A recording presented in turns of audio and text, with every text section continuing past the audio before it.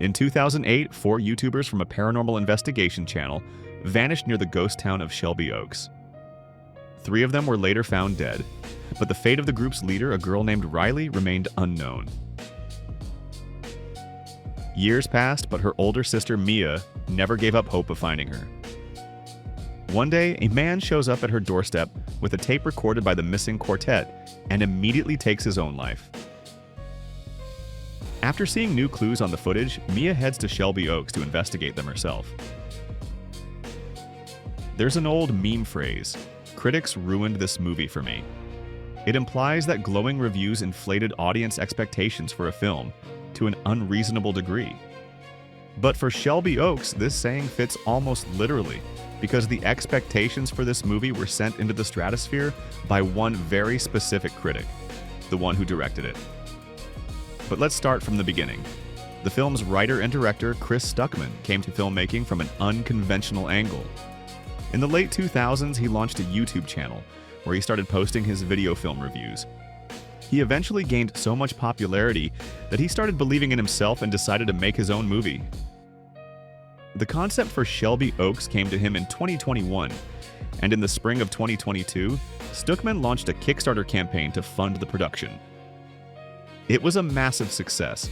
Instead of the planned $250,000, backers pledged $1.3 million, making the yet-to-be-shot film the most funded horror movie in the platform's history. Of course, that money didn't come out of nowhere. Stuckmann's popularity alone wouldn't have been enough.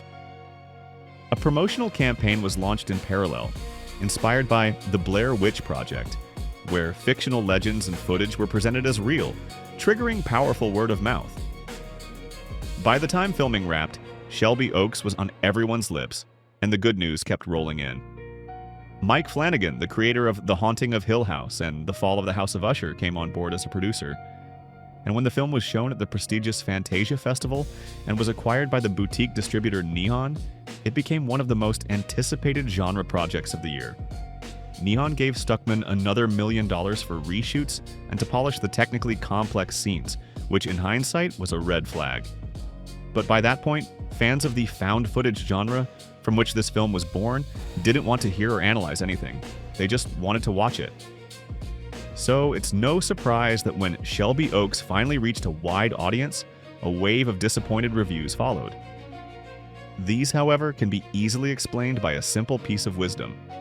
There's no such thing as a miracle, especially when it's promised in advance.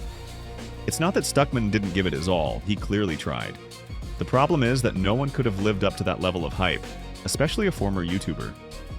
Yes, he's clearly well-versed in the genre, and chose the right sources of inspiration.